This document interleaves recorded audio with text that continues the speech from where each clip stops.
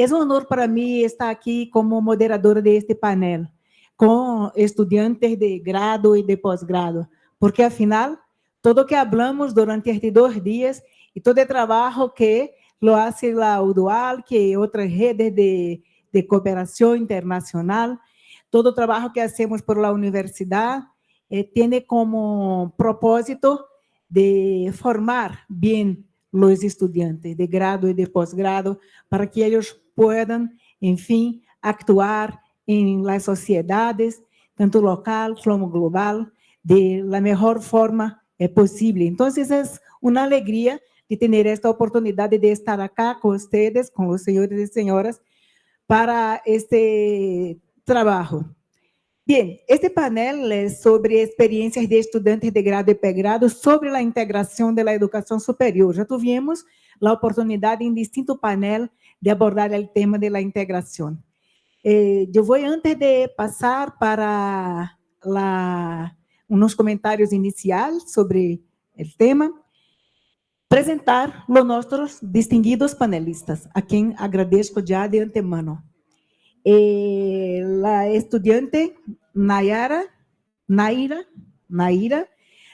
Eva Caxambi Patsi, de la Universidad Nacional de Jujuy e da Universidade Nacional de Salta e CONICET da Argentina. Ela é estudante de pós-grado em Ciência da Educação e também é professora, sim, de la universidade. El estudante Cristian Bravo Valencia.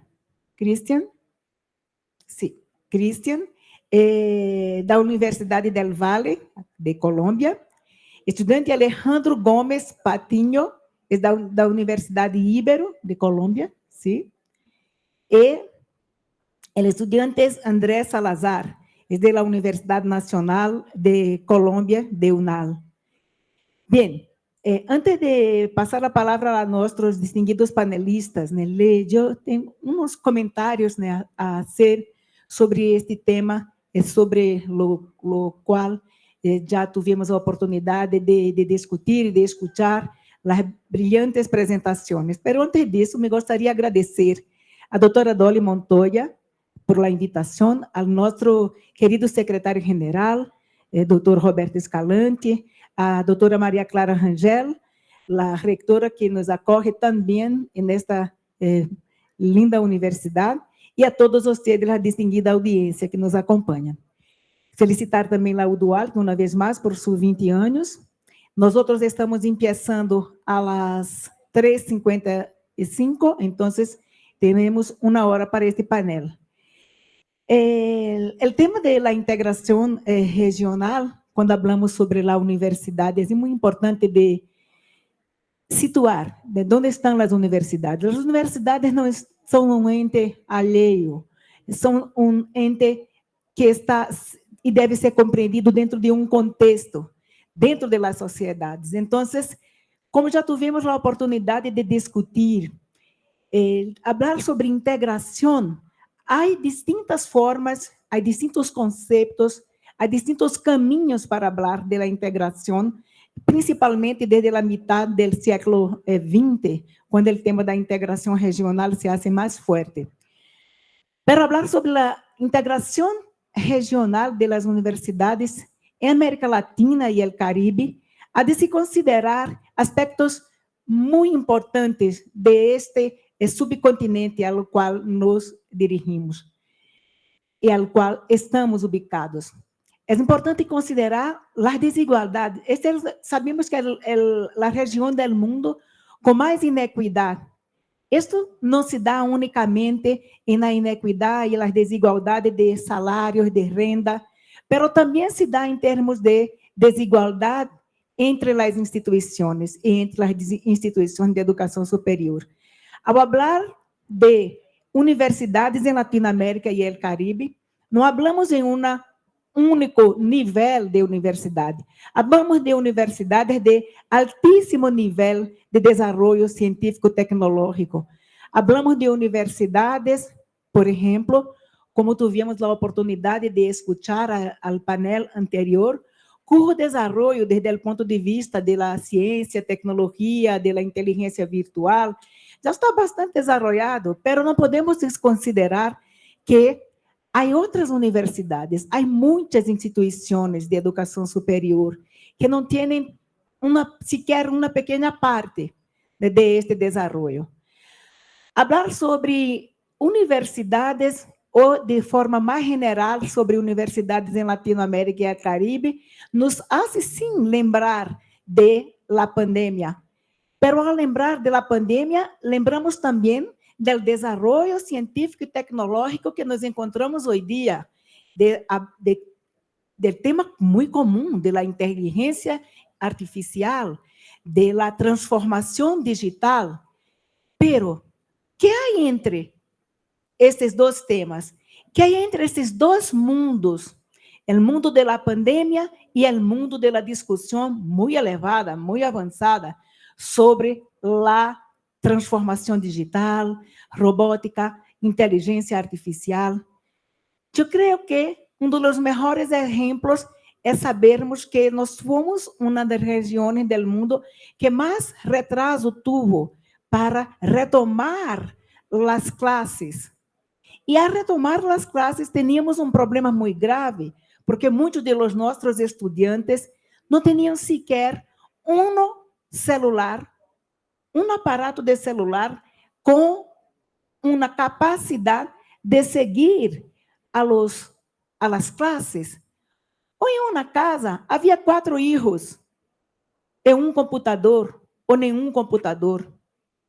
Então, ao mesmo tempo que hablamos sobre super desenvolvimento científico e tecnológico, e que é importante dizer que temos em nossas instituições, em algumas, pero a maior parte carece de coisas muito básicas.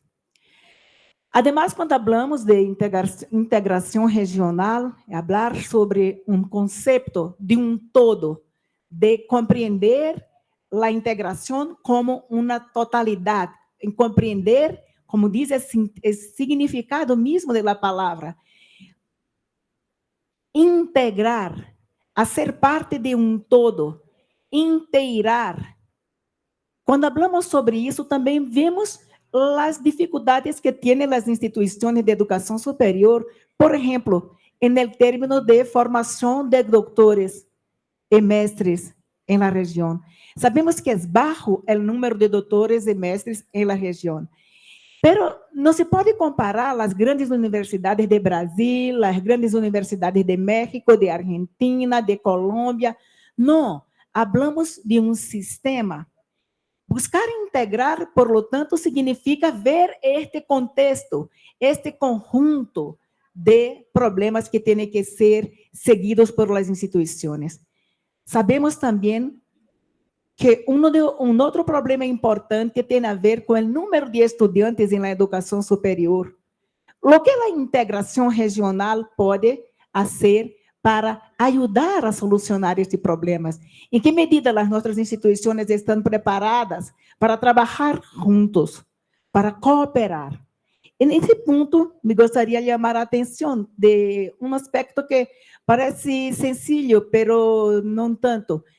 Podemos fazer cooperação internacional sem fazer integração regional. Pero não se pode falar em integração regional sem falar em cooperação internacional. Em suas distintas interfaces, as distintas formas de cooperação, que não é o momento aqui para tratá-lo, pero sei que todos lo conhecem. Por lo tanto, falar sobre integração desde o ponto de vista da educação superior em continente que tem os problemas que nós outros temos, significa reconhecer a importância de trabalhar com a abertura de nossos olhos, de nossos ouvidos. É importante mirar onde estamos, a pobreza, a hambre, o desemprego, a gente que não tem onde viver e que vive por las calles. Que tem isso que ver com a universidade? Eu diria, todo. E a universidade tem todo que ver com estes problemas. A universidade, como uma instituição de mais alto nível, responsable por la formación de los jóvenes, por la preparación de los profesionales que van a actuar en estas sociedades, debe, por lo tanto, estar muy abierta a los cambios, porque en la realidad la universidad necesita cambiar. Necesita cambiar sus formas de evaluación, la forma que se dan las clases, necesita cambiar sus currículos. Para hacer una integración regional es necesario reconocermos las distintas necesidades que no solamente los distintos sectores de la sociedad, pero en particular las universidades tienen. Son desafíos, por lo tanto, institucionales. ¿Y por qué lo hacemos? ¿Por qué hablamos de, para concluir esa primera parte, por qué hablamos de integración regional para el desarrollo, por ejemplo? ¿Por qué el desarrollo que construimos hasta ahora en el mundo, no estoy hablando únicamente de la América Latina y el Caribe, es un desarrollo insostenible? Por eso hablamos de desarrollo sostenible. Es un desarrollo sostenible porque no fue bien hecho. Nosotros, hombres y mujeres, y aquí les digo, mucho más los hombres do que las mujeres, porque las mujeres nosotros no tuvimos en toda la historia los puestos de poder que tuvieron los hombres.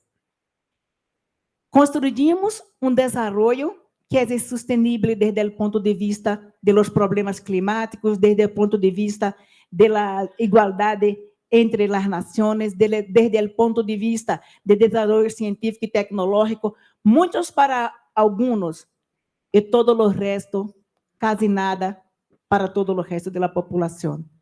Entonces, esto necesita cambiar, y cuando hablamos sobre la integración regional, sobre el trabajo de las universidades para contribuir para la integración, estamos hablando en qué? En cambiar las nuestras sociedades para hacerlas más justas, más equitativas, más democráticas, más seguras, porque sabemos de todos los problemas que enfrentamos en las sociedades de la región. Com isso, concluyo esta inicial introdução e passo a palavra para a nossa primeira panelista, a estudante Naira Eva Cachambi Patsi. Muchas gracias a ustedes hasta el momento. Naira. Bien, muchas gracias. En mi caso, yo vengo de Jujuy. Jujuy, Argentina, es una provincia que se encuentra a 4 horas de Bolivia, así que estamos ubicados en el norte, muy en la frontera. Mi universidad es muy pequeña, es una universidad muy chiquita, y yo quería destacar primero que nada, en el contexto en el que estamos atravesando en Argentina, destacar que yo soy hija de la educación pública, ¿sí? Estudié la escuela primaria, la secundaria y la universidad en la educación pública. Me gradué gracias a políticas que me permitieron acceder a una computadora como lo que fue el Conectar Igualdad. Pude acceder a una formación de posgrado en una especialización gracias a una beca de la universidad. Luego tuve la oportunidad de conocer colegas en el campo de la educación superior y la interculturalidad que me permitieron formarme desinteresadamente y acceder también a lo que hoy me permite cursar una carrera de doctorado a través de una beca doctoral del CONICET, en la cual me formo en un doctorado en Ciencias de la Educación. Destaco esto porque creo que en Argentina uno de los tesoros más valiosos que tenemos es la educación pública y gratuita. Pero si bien la celebro, destaco que yo no solamente soy hija de esa educación pública, sino también de todas las políticas sociales y educativas que me cobijaron y que me permiten hoy estar aquí, ¿sí? En este sentido, también quería celebrar la voluntad y el compromiso de la UDUAL a partir de los esfuerzos para apostar y demostrar su interés en el diálogo, la escucha comprometida, la gestión de acciones para comenzar a debatir la importancia de pensar una educación superior en la que estemos adentro tanto pueblos indígenas, pueblos afrodescendientes. En esta oportunidad que tengo hoy yo de estar acá frente a tantos rectores, rectoras y demás autoridades universitarias de toda América Latina y el Caribe, me gustaría comentar algunas ideas, algunos debates que seguramente los compañeros también los harán, sobre lo que han sido nuestras experiencias, ¿no?, en la formación de grado, de pregrado y posgrado, pensando en términos de lo que tenemos que seguir haciendo, lo que tenemos que seguir trabajando, ¿no?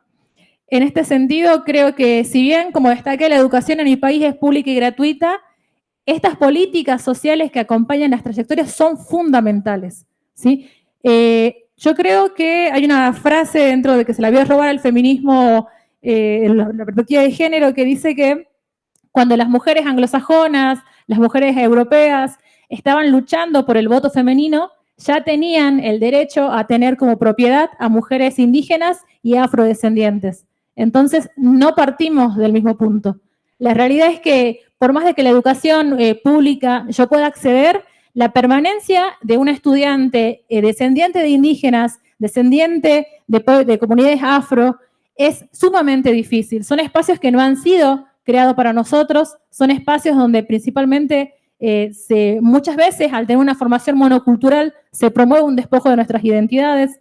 Entonces creo que también es interesante pensar en políticas de reconocimiento y de distribución, políticas de reconocimiento de la presencia indígena y afrodescendiente en nuestras universidades. Charlando con colegas, muchas veces me dicen, pero en mi universidad no hay indígenas. Y cuando les pregunto cómo lo saben, te dicen porque no hablan la lengua, porque no vienen con las vestimentas.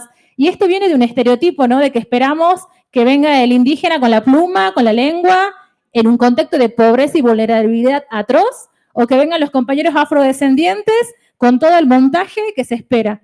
Y eso, que a veces parece gracioso y se naturaliza, también es una acción que termina generando exclusión, porque no consideramos importante generar en nuestras instituciones políticas de reconocimiento identitario, incluso sembrar la semilla, porque cuando sembramos la semilla de iniciar a comenzar a preguntar de dónde venimos, de repente nos damos cuenta que nuestros 4 abuelos eran quechohablantes, que nuestros padres manejaban una lengua indígena, o tal vez encontramos la diáspora africana en nuestra historia familiar. Entonces creo que es fundamental hablar de estas políticas de reconocimiento para sembrar la semilla del debate en nuestras instituciones y ver realmente si hay presencia indígena y afrodescendiente. También creo que es importante hablar de las políticas de redistribución de oportunidades y de recursos. En este sentido, las políticas que me permitieron a mí estudiar fueron fundamentales y han sido fundamentales para mis compañeros.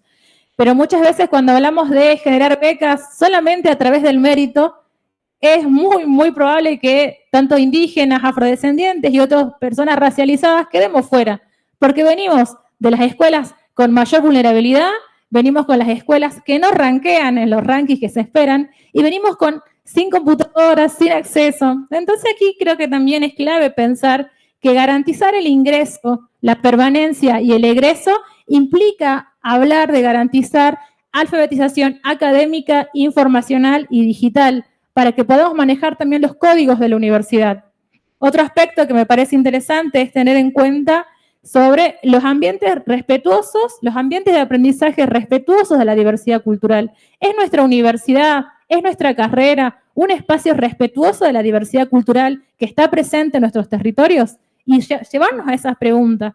Porque últimamente con los debates de la decolonialidad, las epistemologías del sur, pareciera muy interesante hablar de esto y suena bien en lo políticamente correcto, pero la interculturalidad, como respuesta antirracista principalmente, no debe ser solamente una declaración de principios, no debe ser solamente la folclorización de nuestros elementos ancestrales en una mesa, sino que tiene que ser concretamente la traducción de estos principios en políticas sociales y educativas, como también en la construcción de propuestas didácticas y diseños curriculares.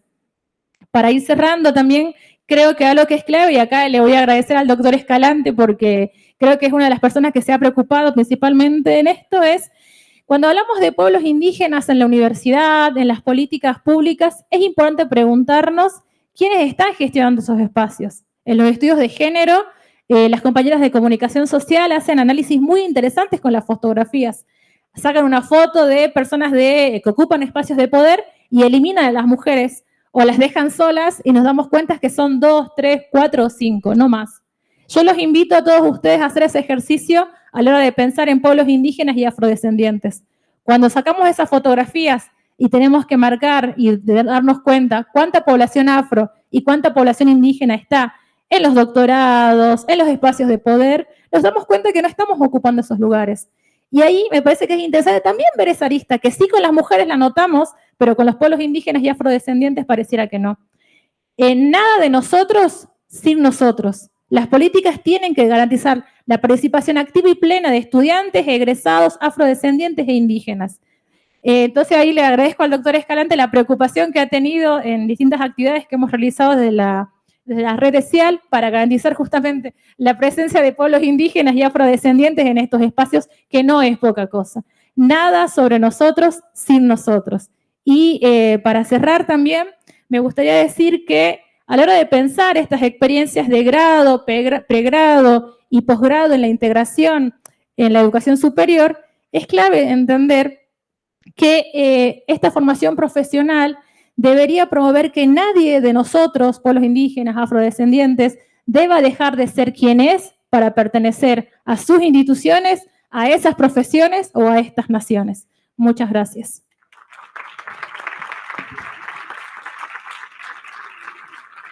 Muchas gracias, Naira, por su brillante presentación y porque fue exacta en su tiempo. Muchísimas gracias. Sí. Ahora pasamos de inmediato al estudiante Cristian Bravo Valencia, de la Universidad del Valle, Colombia. Con la palabra. Buenas tardes. Primero que nada, me gustaría también felicitar a la organización del espacio como tal por pensarse vehementemente en la inclusión de la diversidad en espacios como estos, ya que constantemente son espacios que no tienden a tener participación de este tipo, pero es muy interesante que nos permitan poner la palabra a jóvenes, afros, indígenas, desde la diversidad y la multiculturalidad, ¿no?, que existe en toda nuestra nación como es América Latina y el Caribe. Pues yo soy estudiante de Estudios Políticos y Resolución de Conflictos en la Universidad del Valle. También hago parte de una asociación que se llama Asociación Casa Cultural Chontaduro, la cual lucha por los derechos de la población afrodescendiente en Colombia como tal. Y consideramos que la participación en espacios como estos es crucial, ya que los espacios de poder, como ya lo decía la compañera Naira, o los espacios de poner la voz no son espacios que se brinden abiertamente a la misma población, ¿no? Son espacios que también retan como tal, porque al mismo tiempo nos sacan de la zona de confort, pero son espacios y son retos que tenemos que asumir. Hoy también venía como con una serie de también recomendaciones, ya al ver tantos líderes de universidades en América Latina y el Caribe. Me gustaría comenzar hablando sobre, bueno, qué está pasando con el acceso, la permanencia y la graduación de la misma población afro, indígena en sus universidades. Porque así como pasa en la mía, pasa en muchas universidades de toda la región. Por ejemplo, cómo nos estamos pensando las políticas públicas que son asertivas a al mismo acceso, permanencia y graduación, ¿no? Y que no sea simplemente una política que diga, bueno, está en el papel y ya, sino que se vuelva una política que sea realmente asertiva y llegue a la realidad de las personas. Porque en muchas ocasiones lo hemos analizado que no basta con simplemente, sí, tienes el pago de la matrícula, pero bueno, cómo se trabaja desde las mismas universidades para construir, más allá de solo un pago de matrícula, para construir en un ecosistema en el que tenga oportunidades reales de graduación y de permanecer en la educación superior un estudiante, ¿no? Entonces, en el mismo sentido, invito a todos los líderes de las universidades de América Latina y el Caribe en comenzar a pensarnos esos temas, más allá de que solo están ahí, sí, pero bueno, realmente se están aplicando o simplemente se están quedando en el papel. En ese mismo sentido, me parece que en el tema y también entrando en el mismo tema de la integración latinoamericana, me parece urgente que se comience a pensar en espacios también que permitan la integración latinoamericana para jóvenes negros, indígenas, como ya mismo lo venía diciendo. Porque realmente para los estudiantes se dan los espacios, ¿no? Pero luego nosotros vamos a analizar y son espacios en los que tienes que pagar un seguro médico de mucho dinero o tienes que pagar en boletos de avión que realmente no terminan siendo, o sea, literalmente no terminan teniendo su fin, que es la integración de los estudiantes de América Latina y el Caribe. Entonces, en ese mismo sentido, pienso que se debería de avanzar en políticas universitarias que arropen completamente al mismo estudiantado y que se piense en una manera de poder diversificar en el acceso a esas posibilidades. Al mismo tiempo, un tema que me parece muy importante en la misma cátedra de América Latina y el Caribe es la inclusión de autores latinoamericanos y caribeños en las aulas, ¿no? Ya que yo considero vehementemente que tenemos autores con la capacidad para trabajar, con capacidad investigativa muy fuerte. Bueno, muchos de aquí lo son. Y nosotros nos ponemos a pensar, bueno, ¿cuántos autores estamos viendo en nuestros pregrados, en nuestras especializaciones, en nuestros doctorados? Autores latinos, autores caribeños, ¿no? O sea, realmente no tenemos una participación crucial con autores que sean de nuestra propia región. Y para hablar de una integración latinoamericana fuerte que conecte todos los lazos, tenemos que comenzar por incluir autores que trabajen desde nuestra experiencia y desde nuestras realidades, ¿no? Porque no es lo mismo yo leer, por ejemplo, en mi caso, que yo estudio resolución de conflictos, bueno, ver cómo se resolvió un conflicto en Europa a las realidades que son totalmente diferentes en América Latina. Y bueno, me están diciendo, resuelve ese conflicto basado desde la perspectiva de X autores, pero y el conflicto no es el mismo, o sea, es un conflicto totalmente diferente y nosotros lo hemos visto. En América Latina los conflictos constantemente son diferentes a los que se presentan en Europa, tienen naturalezas totalmente diferentes y orígenes totalmente diferentes. Entonces me parece muy importante que desde todos sus roles se pueda comenzar a trabajar en una política de autores latinoamericanos y caribeños que sea asertiva a los mismos estudiantes, ¿no? Ya que, como ya lo decía, considero que hay de dónde tomarlos y cómo trabajarlos en sí mismo. También pensarme, y tal vez eso es más centrado hacia Colombia, pero cómo se están dando las formas de acceso puntualmente a la educación superior, ya que en cómo nos estamos pensando ese acceso. O sea, en Colombia hay un examen estandarizado en una educación primaria en la que no es estandarizada. Y por medio de ese examen es por el que se accede mayoritariamente a la educación superior pública en Colombia. Entonces, desde ese punto de vista, bueno, ¿cómo estamos pensando desde las universidades y no pues lavándonos las manos puntualmente y diciendo, no, nuestro trabajo inicia desde la educación superior, sino bueno, también desde ese mismo rol que tenemos, cómo nos estamos pensando un acceso equitativo, igualitario para la población de nuestras regiones, ¿no? Porque si nosotros nos ponemos a analizar, están quedando muchos jóvenes por fuera de la educación superior porque esos exámenes estandarizados no permiten tener los mismos resultados ni el mismo rendimiento académico. No es lo mismo un estudiante que está en un colegio en el cual con toda su vida estudió inglés y es bilingüe a un estudiante que realmente, si mucho en el colegio tiene 5 computadores para todos los estudiantes, ¿no? Entonces, a mí me parece que las universidades sería un buen precedente que desde las universidades se comience a trabajar más allá de solo en la educación superior, se comience a trabajar también en la educación básica para conseguir ese fortalecimiento y asimismo conseguir una integración latinoamericana fuerte y constante. En eso sería, gracias.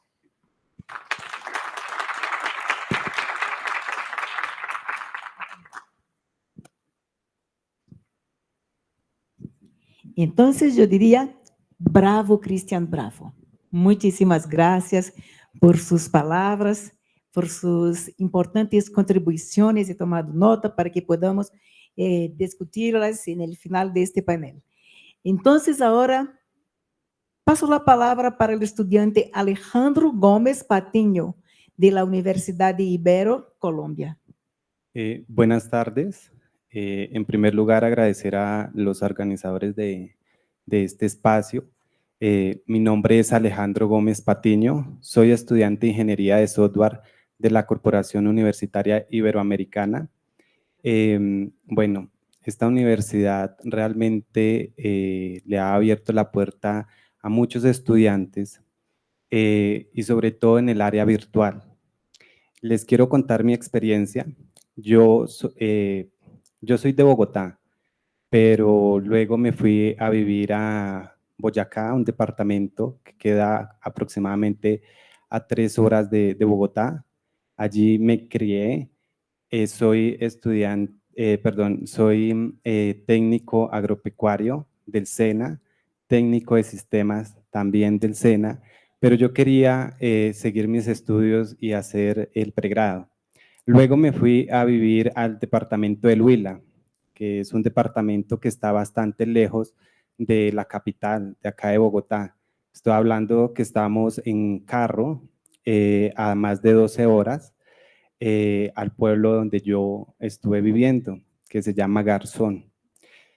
Yo quería estudiar, pero no tenía la posibilidad de pues venirme a Bogotá en ese momento pues por cuestiones económicas, pero mi sueño era formarme como profesional. Entonces empecé a buscar alternativas y por también referencias de una prima que estudió en la Ibero, entonces empecé a buscar ahí, vi que había convenio con el SENA, empecé a tener contacto con la universidad y me inscribí para estudiar ingeniería de software.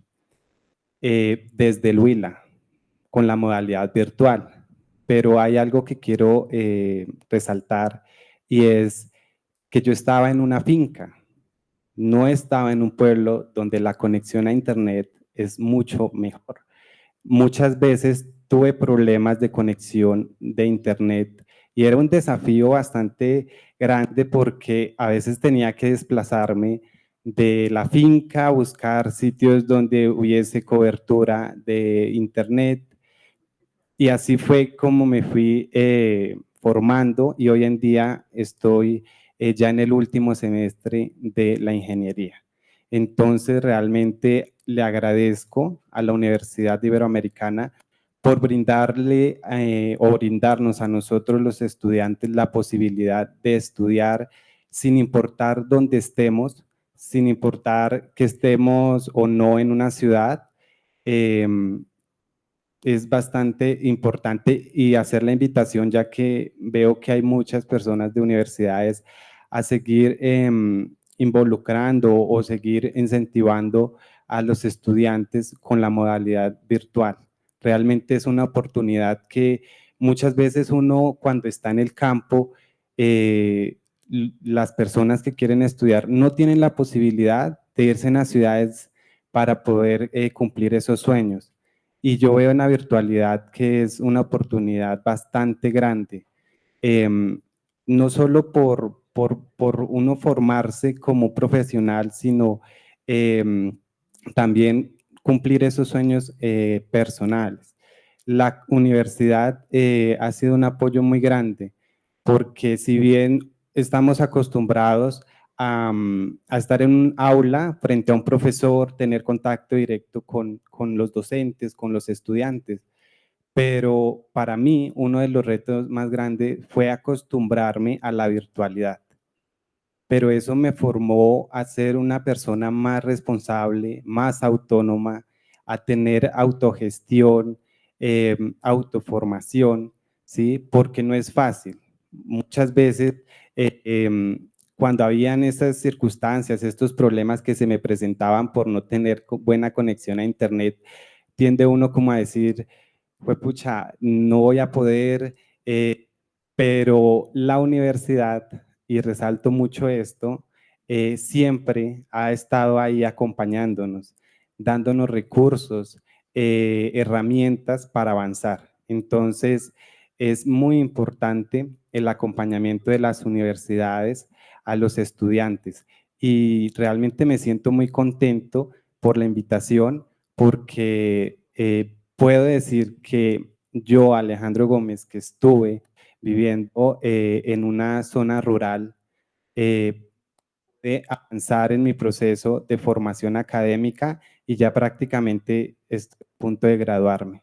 Entonces la invitación y ojalá ustedes les haga llegar esta información a sus estudiantes, que continúen con sus estudios sin importar si es virtual, si es presencial, si están en una ciudad o en una zona rural, porque realmente sí podemos formarnos como profesionales y aportar a la sociedad. Muchas gracias a la Universidad Iberoamericana por la invitación, por permitirme contar mi historia. Muchas gracias por todo el acompañamiento y pues nuevamente gracias a todos los que han hecho posible este evento donde pues mis compañeros y yo podemos expresar nuestra experiencia como estudiantes en cada una de las instituciones, universidades. No importa si sea privada, si sea pública, si sea la más costosa, la más prestigiosa, no importa. Lo importante es que podamos seguir formándonos y cumplir esos sueños. Muchas gracias.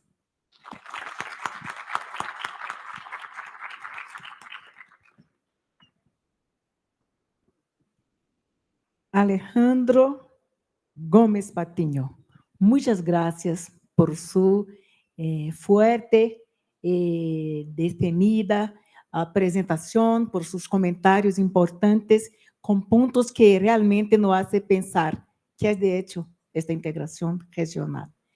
Entonces, ahora paso la palabra al estudiante Andrés Salazar, de la Universidad Nacional de Colombia, de la UNAL. Por favor. Bueno, muchas gracias. Buenas tardes a todos y todas. Realmente es un honor estar aquí delante de ustedes en este 75 aniversario de la UDWALC. Y bueno, no, pues les cuento, yo soy Andrés Salazar, politólogo de la Universidad Nacional de Colombia, estudiante de la especialización en análisis de políticas públicas de la Universidad Nacional de Colombia y de la maestría en economía y políticas de la educación de la Universidad Externado. En mi paso por la universidad, tuve también la oportunidad de ser representante de los estudiantes ante el Consejo Superior de esta institución, que es el máximo órgano de gobierno de la Universidad Nacional, y desde allí pues apalancar también espacios de organización, de movilización y de construcción del movimiento estudiantil particularmente. Adicional a eso, tuve también la oportunidad de ser secretario general de la Federación de Estudiantes Universitarios de Colombia, que organización pues que ahorita no está tan grande, pero que durante muchos años también hizo parte de la OCLAE, que es una organización también estudiantil de integración latinoamericana que muchos de ustedes seguramente referencian.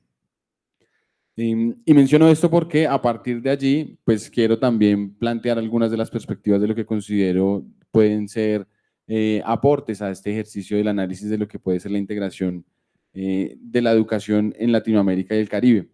Fundamentalmente arrancando por hablar de los desafíos que enfrentamos en las universidades, que enfrentan particularmente los jóvenes. Lo primero son las diferencias de los sistemas, ¿sí? Es muy difícil hablar de integración cuando tenemos sistemas que se han construido de formas diversas, de formas distintas, cuando también igual responden a muchas veces a necesidades territoriales que son muy particulares y que eso hacen difícil la interlocución, el diálogo entre los distintos sistemas al interior de los países y mucho más entre ellos. Las barreras lingüísticas siguen siendo un desafío fundamental que tienen que enfrentar los jóvenes y que tienen que enfrentar los sistemas de educación en Latinoamérica para poder hablar y pensar en integración. La inequidad en el acceso, ya lo hablaban mis compañeros aquí también, que no es lo mismo pues llegar a un estudio de pregrado, grado, posgrado en los contextos territoriales, culturales, socioeconómicos y políticos que enfrentan muchos de nuestros países, aun cuando tengan el mismo título en términos programáticos, ¿sí? Aunque hablemos de pregrado o posgrado igual, no se llega con los mismos recursos, con el mismo capital social, simbólico, cultural, para poder afrontar los retos de los sistemas de educación. Entonces hay que resolver también esos problemas de inequidad en el acceso. Hay que avanzar también en la resolución de problemas frente a la calidad, ¿sí?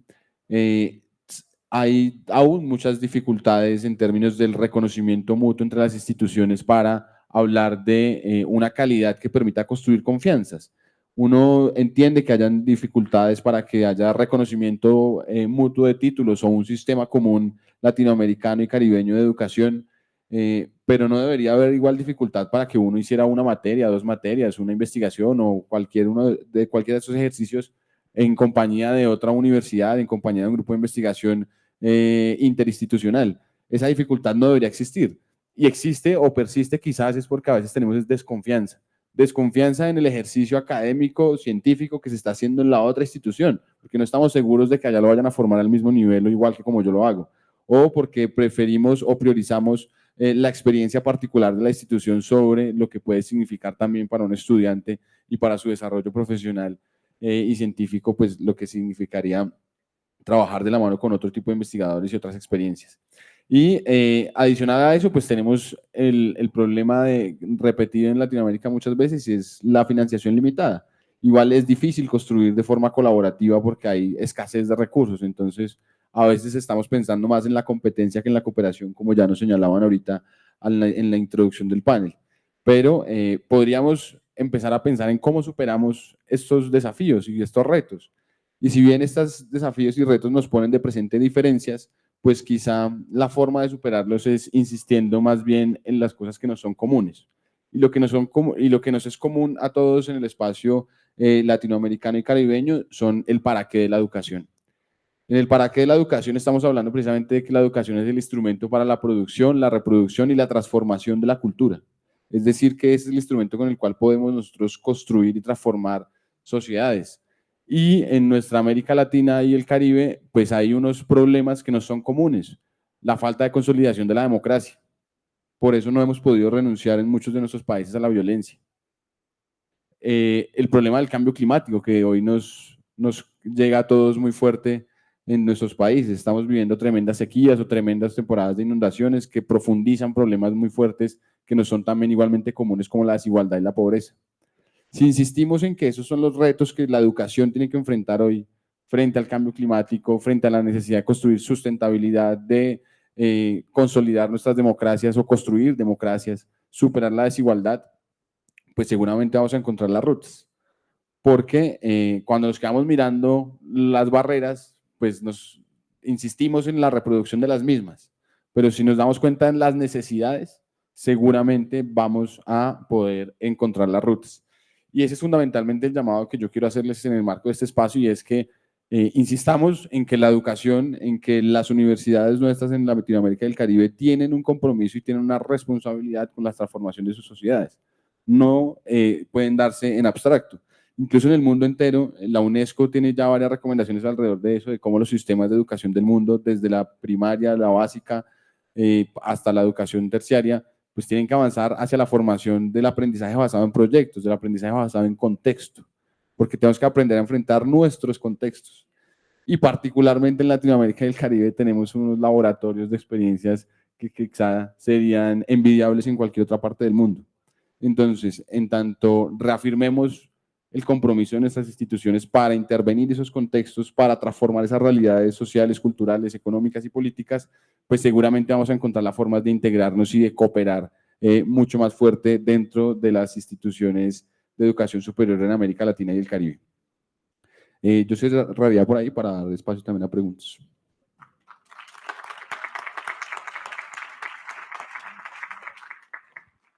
Muchísimas gracias, Andrés Salazar, por sus importantes contribuciones. Hablas rápido, Andrés.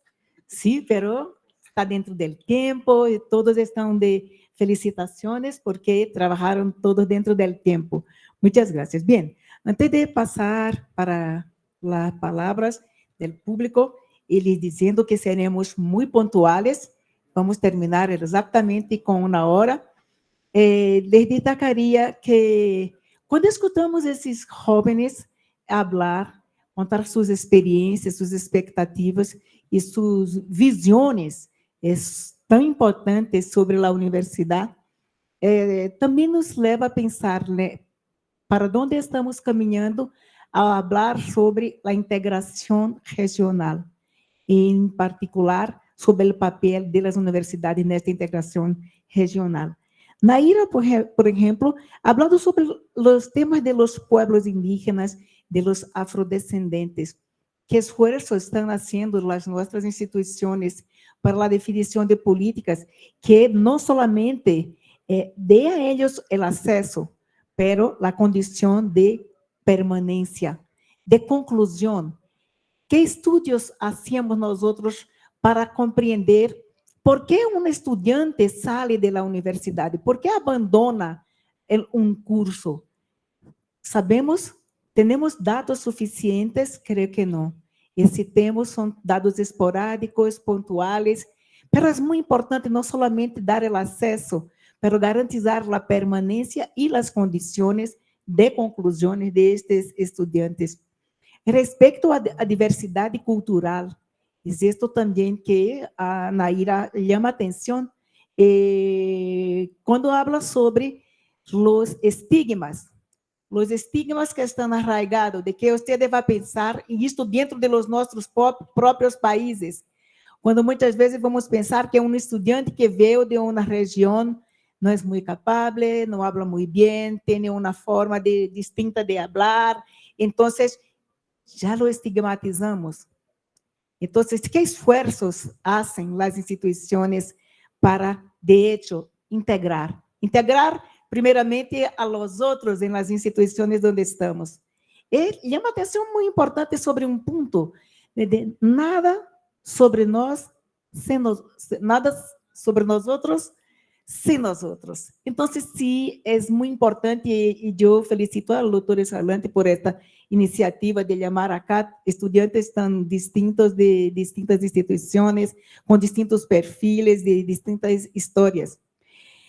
Cristian Bravo habla sobre o respeito à diversidade, também sobre a questão das políticas de acesso e permanência, de políticas que puedan garantizar esta permanência de las estudiantes. Pero aponta um ponto muito importante, que tienes toda a razão, quando habla sobre o tema de los autores.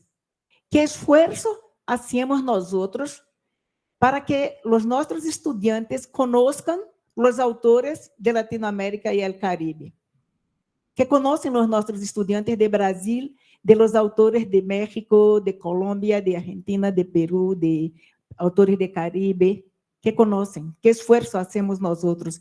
Então, nós outros que somos líderes acá de instituições, que hacemos nós outros para que os nossos, nas nossas políticas institucionais, isso seja considerado. Isso é um ponto muito importante. Hablar sobre integração regional significa também conhecer aqueles que produziram, que investigaram, que estudaram determinados problemas. Por exemplo, como dijo Cristian, o tema da resolução de los conflitos. Tem origens distintas os conflitos que ocorrem, por exemplo, no Médio Oriente, de los problemas de conflitos que ocorrem em Latinoamérica. Então, sí é muito importante de saber. Alejandro nos conta sua história. E também nos hace pensar sobre o tema da integração. Quando disse, mira, tuve uma formação técnica, ¿sí? E tuve depois o interesse de ter uma formação, e agora sou quase um profissional de uma formação superior. Isso é muito importante quando habla sobre o tema que eu comecei a falar, quando dissemos, nem todos são iguais. Não podemos falar em inteligência artificial, em tecnologias da informação, em robótica, em inteligência, isso e aquilo, se não consideramos que a maior parte de nossos estudantes, a grande parte de eles, não têm acesso sequer à internet, porque não têm condições em suas casas, porque estão em regiões remotas, onde não há acesso a esta tecnologia.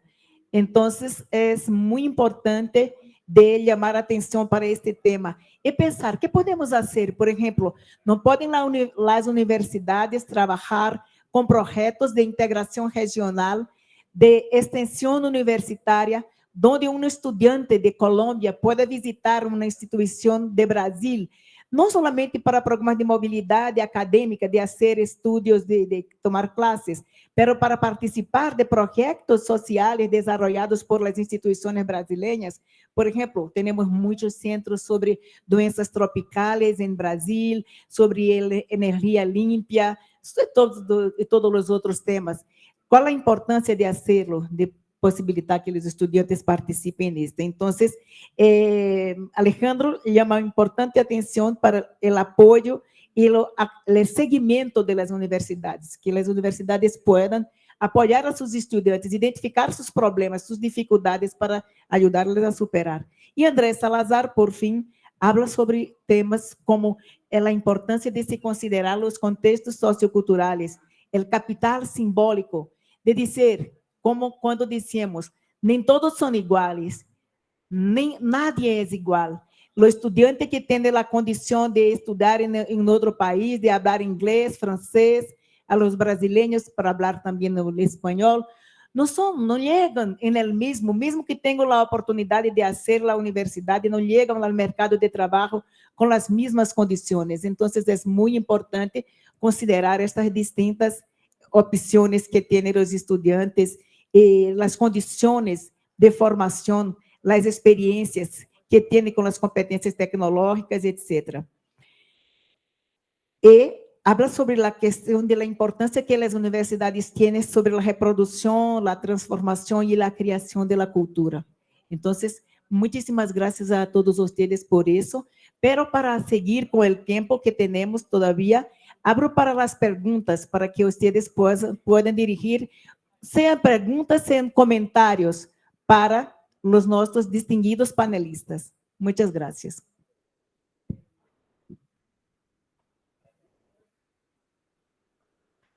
Tenemos unos minutos para las preguntas. Está pidiendo aquí la palabra. Está pidiendo la palabra.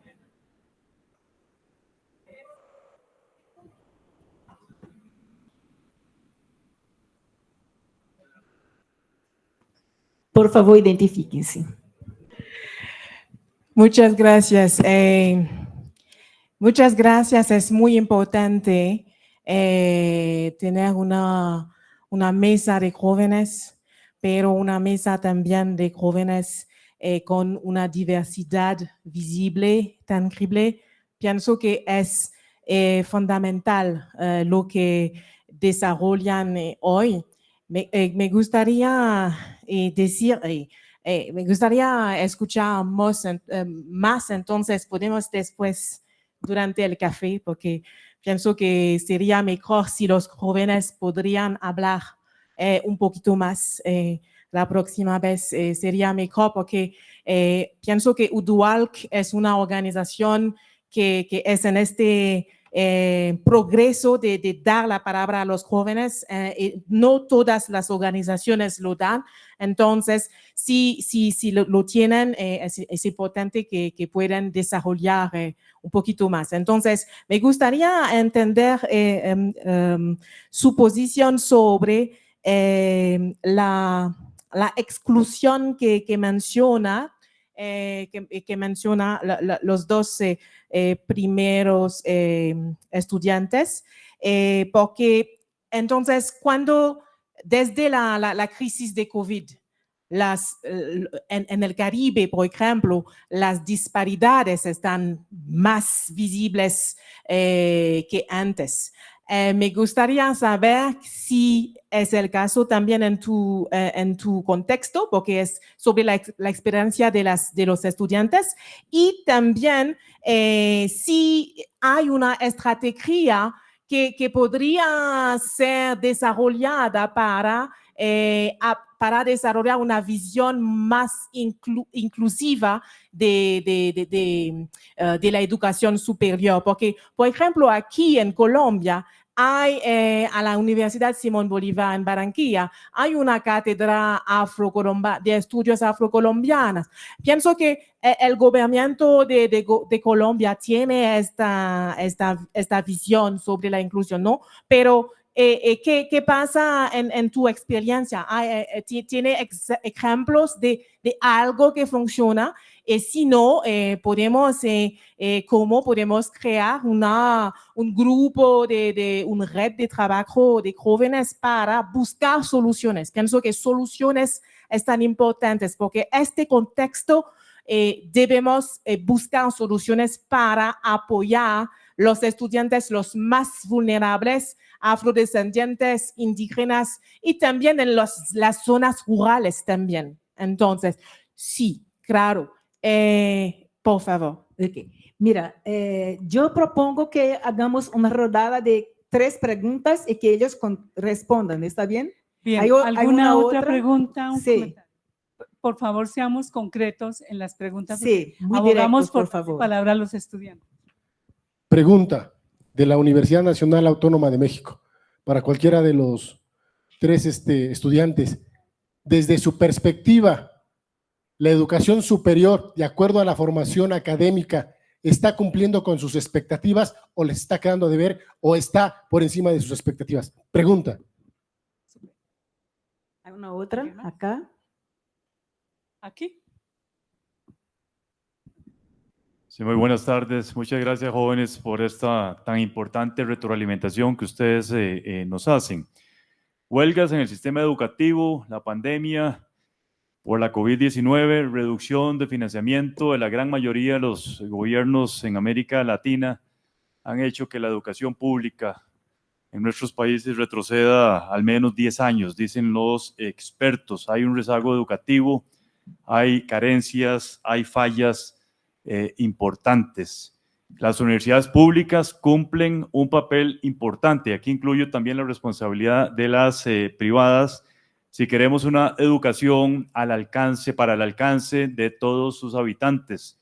Ayer hablábamos indígenas, personas afrodescendientes, migrantes, personas con discapacidad sin ningún tipo de distingo alguno. Y deben de promover ese desarrollo sostenible y fortalecer la democracia. El gran problema es que en la gran mayoría de los países, los gobiernos que estamos eligiendo cierran las puertas a las universidades, insisto, principalmente públicas. Ustedes como jóvenes, ¿qué proponen? ¿Qué podemos hacer desde las universidades públicas ante este difícil panorama que cada vez se agudiza más con estos gobiernos neoliberales? Sí, ya tenemos 3 preguntas, entonces vamos a empezar por Naira, después, y alguno más quisiera poder también comentar. Naira, por favor. Bien, voy por orden. Primero la pregunta sobre el COVID. La situación de COVID que por lo menos yo viví, a mí me encontró como tutora en el sistema de tutorías, que era una política para garantizar el ingreso de los estudiantes en mi universidad. El COVID me agarró a mí como siendo tutora, recibiendo 300 estudiantes ingresantes a la carrera de Ciencias de la Educación sin computadora, porque se había acabado el programa de Conectar Igualdad por un cambio de gobierno neoliberal. Me encontré con estudiantes que no podían estudiar justamente porque tenían que cuidar a sus padres y hasta encontrándome siendo una mediadora para que nuestros estudiantes puedan acceder por una vía que logramos hacer con los hospitales para que ingresen a recibir atención médica. ¿Qué pasó en ese contexto? Obviamente, estudiantes descendientes de pueblos indígenas, fuera. Estudiantes de contextos vulnerables, quedaron fuera. ¿Sí? Eso fue lo que pasó. El COVID lo que reafirmó fue la expulsión de nuestros estudiantes de la universidad porque había recursos que no se podían garantizar. Y hago énfasis en el tema de la computadora. Se solucionaba todo con virtualidad, pero en Argentina se quitó la política de las computadoras del Conectar Igualdad. Igual, con la computadora no haces nada si no tenés internet. Entonces puso sobre la mesa esta problemática y los primeros que huyeron, los primeros que fueron expulsados de la universidad en la virtualidad fueron descendientes de pueblos indígenas, afrodescendientes y de contextos vulnerables de nuestro país. En segundo lugar, como docente de mi carrera, puedo decir que el día de hoy seguimos viendo los impactos del COVID. El día de hoy nuestras carreras cada vez tienen menos egresados y menos estudiantes que llegan a las últimas materias, porque siguen arrastrando esos 2 años de impacto que hubo sobre sus trayectorias educativas. 2 años de detenerse y de parar para tener que trabajar o dejar de estudiar implican perder materias, y perder materias que tienen que seguir cursándose. Entonces, hasta el día de hoy, coincido, se sigue viendo ese rezago educativo, esa expulsión que se generó. En términos de la inclusión de los pueblos indígenas y afrodescendientes, creo que eso va a ser muy situado, depende de cada universidad y de cada territorio, pero no solamente de las ganas y de la intención de los pueblos indígenas y afrodescendientes, sino también de las gestiones universitarias que puedan generar los momentos, las excusas, sembrar la semilla para encontrar a esos intelectuales indígenas y esos intelectuales afrodescendientes que están en nuestros territorios, que hay que ir a buscarlos, pero hay que ir a buscarlos con propuestas de integración, con propuestas de participación activa y plena, y también con propuestas de financiamiento, porque venimos de las peores escuelas, con las peores situaciones, y de repente nos invitan a participar por militancia y compromiso de manera gratuita, pagando nuestros pasajes, pagando nuestra formación, para venir a asesorar sobre políticas. La realidad es que tenemos que tener ese financiamiento. Hablaban sobre el tema de generar estos lugares. Para mí uno de los lugares que a mí me ha cobijado ha sido la Cátedra UNESCO de Educación Superior, Pueblos Indígenas y Afrodescendientes, que acá de paso le agradezco a Daniel por haberme formado. Son espacios que me han permitido a mí reafirmar mi identidad y poder formarme en ese espacio y crear redes a nivel nacional e internacional. En este sentido, la formación académica que nos mencionaba, y ahí voy cerrando, sobre la formación académica que nos mencionaba el colega, yo lo que sentí con mi formación es que hubo una exigencia enorme en el marco de los clásicos de la pedagogía. Cuando yo me enfrenté el cara a cara en el mundo del ejercicio laboral, me encontré que los clásicos no hacían nada con la realidad que estaba azotando lo que iba pasando en los procesos educativos, principalmente con pueblos indígenas y afrodescendientes y antirracismo. Yo no hacía nada con todo lo que había leído. Entonces creo que yo quiero devolver a la universidad lo que me dio, pero para devolver a la universidad y a la sociedad que me formó, porque me formó la educación pública, necesito tener pertinencia a los contextos. Entonces, calidad educativa implica pertinencia al contexto. Si no hay esa pertinencia a los contextos y a la diversidad cultural, no podemos hablar de calidad educativa. Y cierro esto último porque soy de Argentina y voy a decir, yo creo que la universidad pública frente al avance de los gobiernos neoliberales, la universidad pública y la privada tiene que comenzar a hablar de política. Hay un debate enorme de no hablemos de política, no nos metamos en ese tema, o hablar de la política desde algo muy lejano, y eso es lo que también ha permitido que estos gobiernos sigan avanzando. Cuando nuestros estudiantes universitarios votan gobiernos neoliberales, en el caso de Argentina, quitando justamente los espacios que nos permitan formarnos. Entonces creo que invitar a que las universidades públicas hablemos cada vez más de política, más, y no se pierde ese debate. Muchas gracias y felicitaciones, Naira. Aplausos para Naira, muy bien, excelente. Bien, ¿alguna otra persona le gustaría de comentar sobre las preguntas? Brevemente. Sí, primero, por favor, muy brevemente. Bueno, yo creo que ya tenemos que ir siendo muy breves, se nos acaba el tiempo. Sobre la coyuntura del COVID, como lo decía la compañera, son dinámicas muy complejas porque se sabe que históricamente la población afrodescendiente en América Latina y el Caribe es una población que ha sido segregada por la pobreza. Entonces, en una coyuntura que nos reta, como fue la pandemia, y nos invita a tener nuevas formas de acceder a la academia, como era el avance tecnológico, y ahí entra a jugar un poco el papel del panel que hablábamos hace rato sobre la inteligencia artificial. Bueno, sí, cómo nos estamos pensando en el avance académico es genial, pero en el avance académico, junto con la misma población educativa y los mismos estudiantes, es compleja, porque primero, antes de pensar en un avance meramente académico y tecnológico, tenemos que pensar si nuestros estudiantes están en condición para eso. Y el COVID nos lo demostró. O sea, realmente en las condiciones para acceder a educación a distancia o virtual fueron muy complejas, ya que mayoritariamente, bueno, en Argentina nos dice la compañera que había un programa muy interesante. Aquí en Colombia no es como que hubiera una política específica para dar computadores o dotar de herramientas tecnológicas a los estudiantes para acceder a la educación superior o a la educación básica por lo menos. Entonces son dinámicas que creo yo que se tienen que tener mucho en cuenta antes de pensarnos o de entrar de lleno a pensarnos en una nueva era o una nueva revolución industrial, bueno, revolución tecnológica por decirlo así, si ni siquiera estamos cubriendo todo el amplio de la sociedad, y a Latinoamérica le cala demasiado eso, ya que somos territorios en los que tenemos dinámicas de desigualdad económica y de vida muy marcadas, ¿no?, entre nuestra población y entre los mismos estudiantes. Al mismo tiempo, lo que hablaba un poco de las políticas educativas, pues pasan unas cosas complejas. Hay muchas políticas educativas que quedan en el papel, pero puntualmente no se cumplen al final.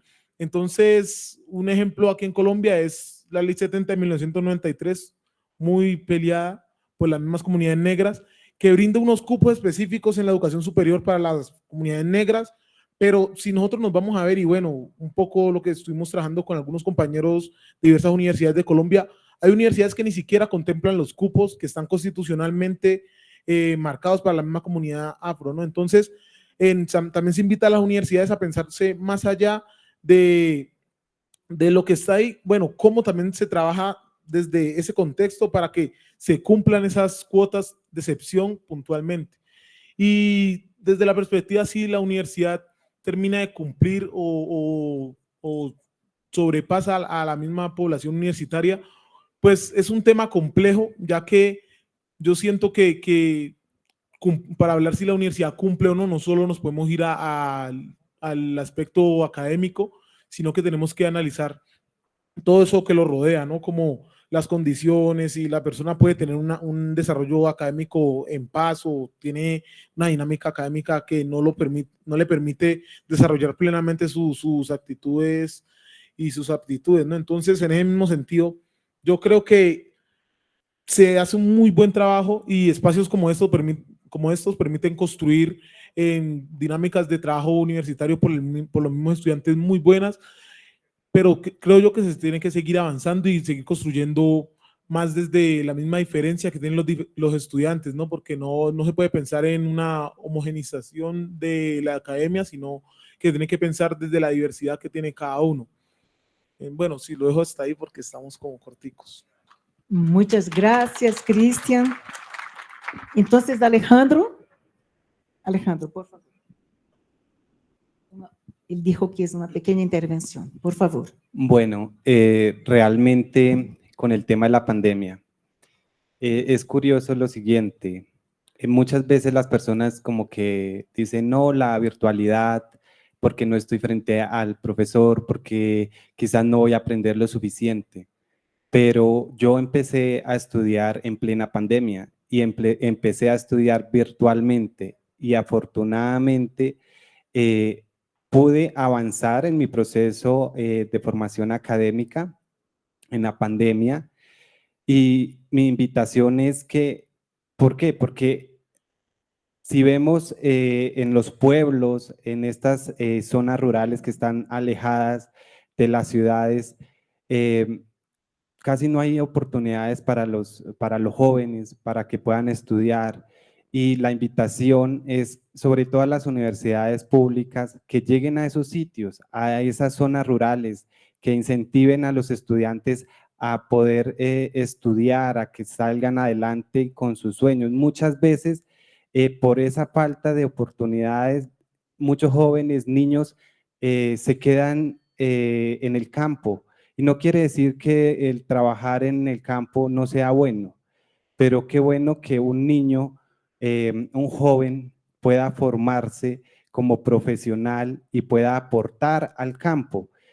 Y así me pasó a mí. ¿Por qué? Porque yo estaba en una finca, estaba adquiriendo conocimientos y muchos de los proyectos que trabajaba en los cursos que veía los enfocaba a la producción agrícola.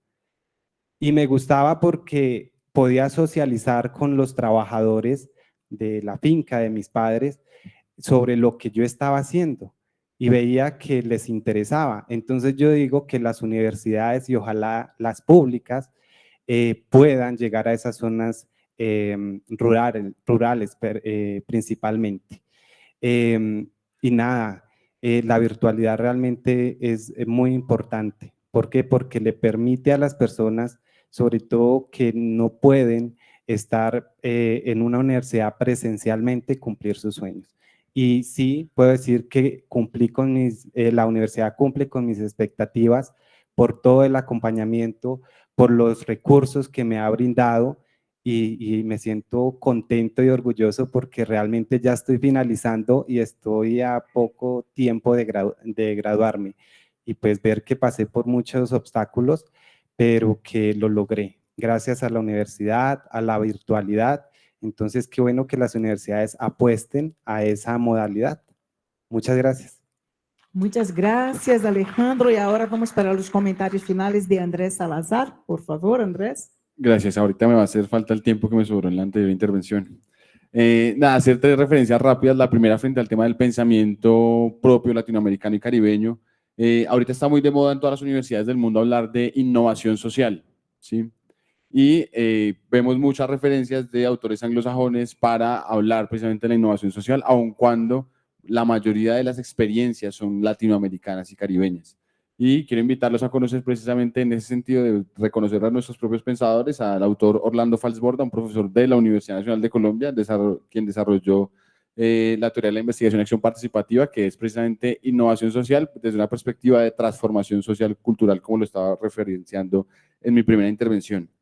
Segundo, frente al tema de la expectativa, si bien hay experiencias como estas de transformación de la universidad, de las comunidades, de los territorios y demás, y creo que eso es muy valioso y hay que darle mucho valor, pues también hay que preguntarse precisamente el para qué la educación, es que fundamentalmente la educación es para seres humanos, ¿sí? La educación es para la vida.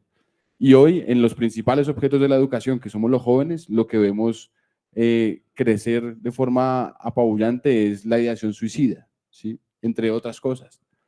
Entonces, cuando vemos que hay crecimiento de contextos de violencia, que hay democracias que no se consolidan, que hay jóvenes votando en contra de la democracia, que tenemos la ideación suicida reinando por todo lado, uno dice, esa formación para la vida quizá no está cumpliendo su objetivo. Quizá no estamos comprometiendo a los jóvenes para que salgan, por ejemplo, a defender su planeta, porque es lo que les va a permitir seguir viviendo. Entonces, creo que hay que hacer un llamado de atención ahí frente a lo que estamos haciendo en las universidades y frente a esas necesidades, quizá lo más básico, quizá lo más puntual, quizá no la hiperespecialización, no es la superinvestigación lo que tenemos que resolver, tenemos que empezar por resolver el tejido humano, la convivencia, la democracia.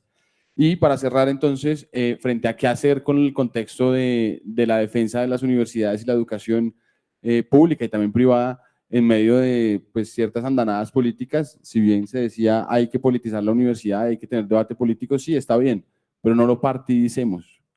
Ustedes que son los rectores y rectoras de las universidades de Latinoamérica y del Caribe, por favor, hagan todo lo que puedan por no partidizar las universidades y al contrario fortalezcamos la autonomía, precisamente porque es lo que va a permitir que sigamos trabajando en pro de las comunidades y los territorios. Todos los gobiernos van a pasar, pero la universidad tiene que quedar.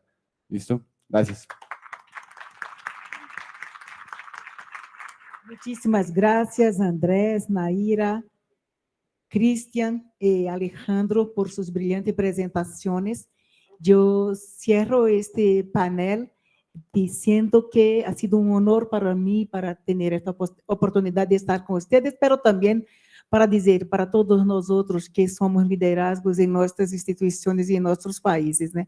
Que pensemos que la integración y el fortalecimiento regional está en las manos de los jóvenes y que necesitamos crear por las redes de cooperación, por ejemplo, las oportunidades para que ellos conozcan la región, que participen de programas de movilidad, no solamente para hacer sus estudios, pero también para hacer investigaciones en nuestros países, que reconozcan la importancia de trabajar por la región, por sociedades más justas, por sociedades más fuertes, competitivas, que ellos consigan y nosotros consigamos pasar para ellos la idea de una ciudadanía global y universal, de jóvenes que no están únicamente preocupados en obtener sus diplomas, pero que tienen preocupaciones universales con los grandes problemas universales que nosotros sabemos que nuestras generaciones pasadas